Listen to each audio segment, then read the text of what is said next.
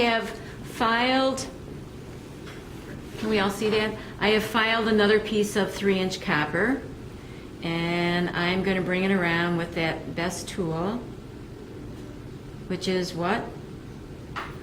Your hands, thank you. Your hands. And I'm going to line it up from all directions. Okay. Sometimes that takes a few seconds. Hopefully not too much longer than that. All right, there we go. Lined up. I hold it up to the light. There's no gaps. And then I'm going to take my flux brush and try not to leave the flux brush floating in the flux.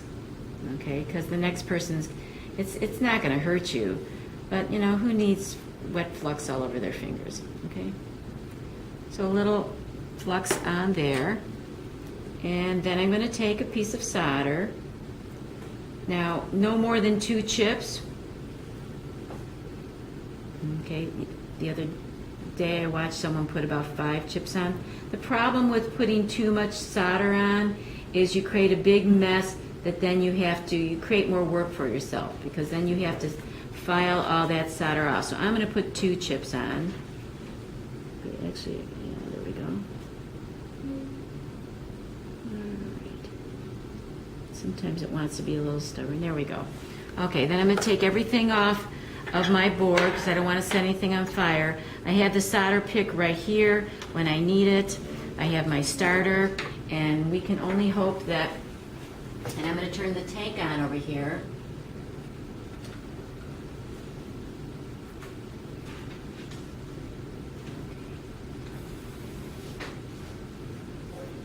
Okay. Tank is now on, and I could hear the gas. Okay, and you just want to usually crack this just a little bit. And if you can hear the gas a lot, this hissing sound, you probably have it a little bit too high, so you want to turn it down a little bit. Oh, look at that. This time it lit just the way it's supposed to. Okay, so we're in good territory. And I'm going to bring this up high. Why am I doing this up high as opposed to right down on the joint? Anybody remember? John, do you remember why I do this up high? Not supposed to melt it too fast. Right, and why aren't I supposed to melt it too fast? Vo, do you remember?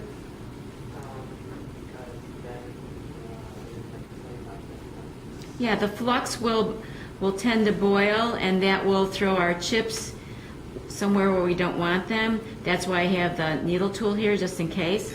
I'm going to turn this up just a little bit now. Okay, get a little bit more gas going there. It doesn't take very much though.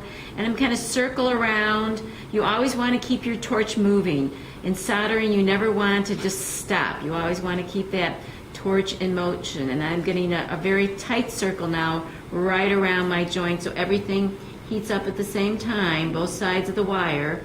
And as the color starts changing, I can kind of tell it's getting close to melting temperature. That's when I'm really down on it. Solder is melting. There we go. And you can see, can everyone, I don't know if you can see very clearly, but I've got a nice little silvery joint right there. Okay, and that's it.